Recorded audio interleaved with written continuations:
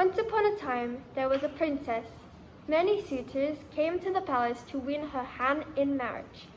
But it seemed to the princess that each one of them never looked at her without really seeing her at all.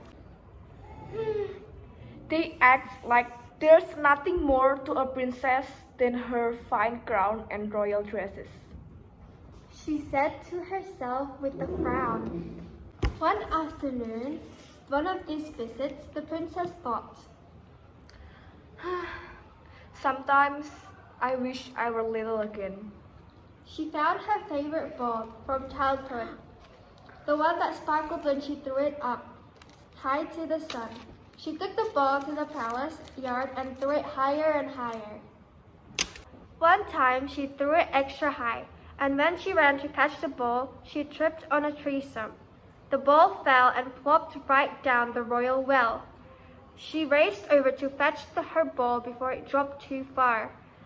But by the time she got there, she could no longer see it in the water. Oh no! This is terrible. Just then, a small green frog poked its head above the water. Maybe I can help you. Yes. Please get my ball. No problem. But first, there's something I must ask of you.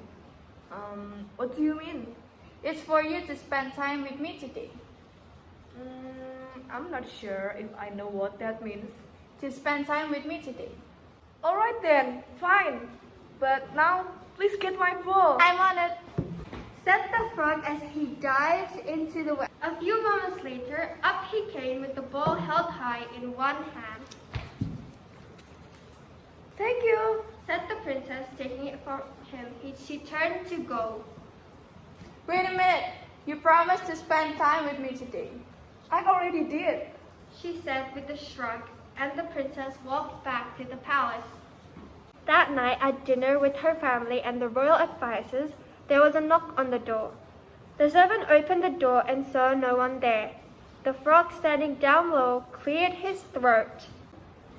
The princess promised to spend time with me today, so here I am. Said the frog in a loud voice. Daughter, said the king from the far end of the table.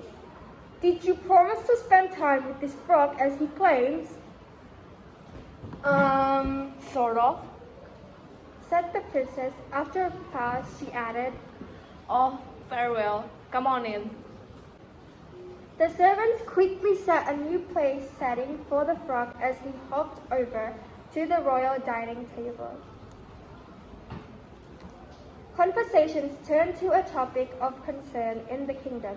None of the royal advisors knew what to do.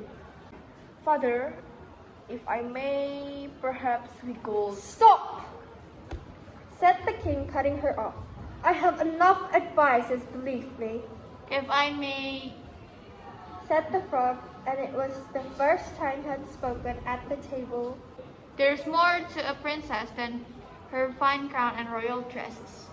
The princess stared at the frog. How could this little frog, more than anyone else, understand such a thing? After dinner, the frog bowed to the princess. He said, You have done what you said you would do. I suppose it's time now for me to go. No, wait. It's not that late. How about walking in the garden?